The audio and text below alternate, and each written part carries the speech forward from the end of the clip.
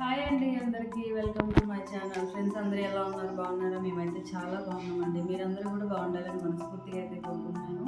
So ఈరోజు అయితే నేను ఊర మిరగాయలు అయితే చేయబోతున్నానండి. కొంతమంది ఊర మిరగాయలు అంటారు, కొంతమంది చల్ల మిరపకాయలు అంటారు, చాలామంది అంటే చాలా రకాలుగా పిలుస్తూ ఉంటారు కదా. సో నేనైతే ఈ ఊర మిరపకాయలు చేయడానికి చక్కగా 1 కేజీ పచ్చిమిర్చి అయితే తీసుకున్నానండి. చూస్తున్నారు కదా, చక్కగా ఫ్రెష్గా ఎలా ఉన్నాయో, చాలా అంటే చాలా బాగున్నాయండి. చక్కగా వీటినైతే నేను నీట్గా కడిగేసుకొని మంచిగా తుడిచేసి ఒక క్లాత్ తోటి ఇగోండి చిన్న చిన్న ఇట్లా అంటే 1 ఇంచ్ ఘాట్లు అయితే ఇలా పెట్టుకున్నాను అనమాట. సో ఇప్పుడైతే స్టార్ట్ చేస్తామండి ప్రాసెస్ అయితే. ఎలాగో ఈ 1 కేజీ మిరపకాయలు అనమాట. కేజీ మిరపకాయలకి నేనైతే 1/2 లీటర్ పెరుగు అయితే తీసుకుంటున్నాను, అలాగే 1/2 లీటర్ వాటర్ అయితే తీసుకుంటున్నాను, అలాగే ఉప్పు, ఒక 2 నిమ్మకాయలు రసం అనమాట. సో వాము, సో కొంతమంది వాము ప్లేస్లో ఇంకేదైనా అంటే ఇంగువ ఇట్లా వేసుకుంటారు అనమాట. నేనైతే వాము వేస్తున్నాను. సో ఇప్పుడైతే స్టార్ట్ చేసేద్దామండి.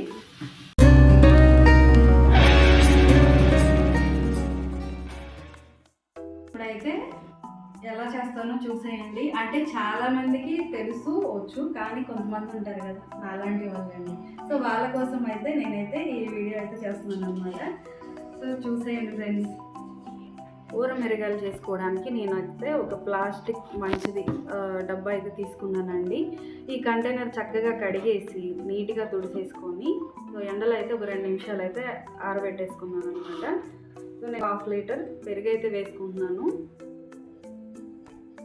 పెరుగు అయితే మంచిగా నేను చిక్కగా అయితే కలిపేసుకున్నానండి.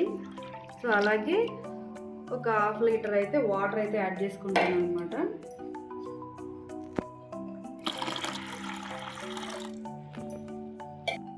నేనైతే ఒక 150 గ్రాములు అయితే వేసుకుంటున్నానండి. కేజీ మిర్చి కదా, సాల్ట్ అయితే వేసుకుంటున్నాను. అలాగే కొంచెం నిమ్మరసం కూడా అయితే యాడ్ చేసుకుంటున్నాను, అలాగే వాము. సో అన్నీ అయితే వేసేసుకున్నాం కదా. ఇప్పుడైతే మనం మంచిగా దీంట్లో కలిపేసుకున్నామండి. ఇలాగా తెలియని వాళ్ళు కూడా చాలా సింపుల్గా అండ్ ఎలా చేసుకోవాలో ఊర మిరపకాయలు అనుకుంటారు. సో ఇలాగైతే చేసేసుకోవచ్చు, ఈజీ ప్రాసెస్ అన్నమాట. సో ఇప్పుడు మనమైతే ఇది కలిపేసుకున్నాం కదా, మనం ముందుగా రెడీ చేసి పెట్టుకున్న ఈ పచ్చిమిర్చిని అయితే దీంట్లో వేసేసుకుందామండి.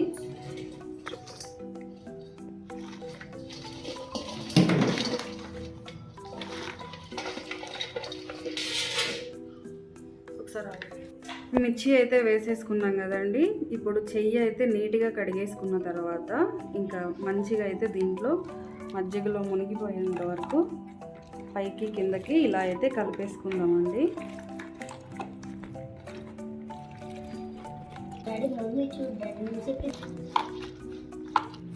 చూసారు కదా, మంచిగా మిర్చి అయితే మంచిగా మునిగిపోయేంత వరకు ఇలాగైతే కలుపుకోవాలండి.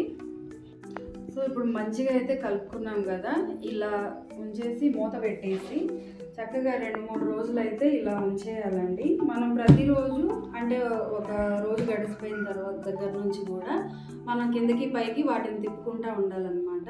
సో 4వ రోజు అయితే ఇంకా మనం ఎండలో అయితే ఎండబెట్టుకోవచ్చు.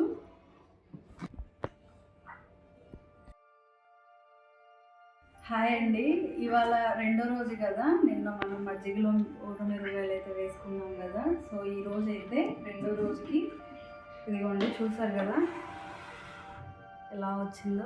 ఇప్పుడు మనం అయితే మంచిగా కలిపేసుకుందాము.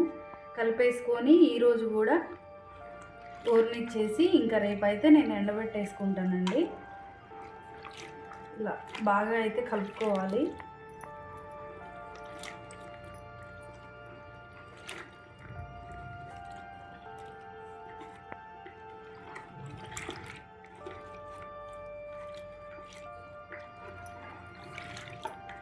కిందకి పైకి కిందకి అట్లా బాగా అయితే కలుపుకోవాలండి.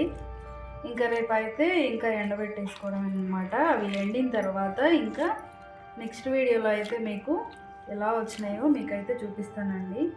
సో ఇంతే ఫ్రెండ్స్. సో ఇంతేనండి. ఇంక రేపైతే నేను ఎండలో వేసేసుకుంటాను అనమాట మంచిగా. ఇంకా ఎండబెట్టేసుకొని మళ్ళీ మజ్జిగలో వేసుకుంటాను. మళ్ళీ ఇంకా 4th డే మాత్రం మంచిగా ఎండబెట్టేస్తాను. ఇంకా మంచిగా ఎండే వరకు అయితే ఎండలో ఎండబెట్టేసుకుంటాను అనమాట. సో అవి ఎలా వస్తాయో ఏంటో మీకైతే నెక్స్ట్ వీడియోలో చూపించేస్తాను. సో ఇంతే ఫ్రెండ్స్, లైక్ చేయండి, షేర్ చేయండి, సబ్స్క్రైబ్ చేయండి. సో చాలా అంటే చాలా బాగుంటాయండి. తప్పకుండా ఇలా అయితే ఈ ప్రాసెస్లో అయితే చేసుకోండి. చాలా టేస్టీగా ఉంటాయి అన్నమాట. మంచిగా నిలవ ఉంటాయి ఇట్లాగా. బాయ్ అండి అందరికీ.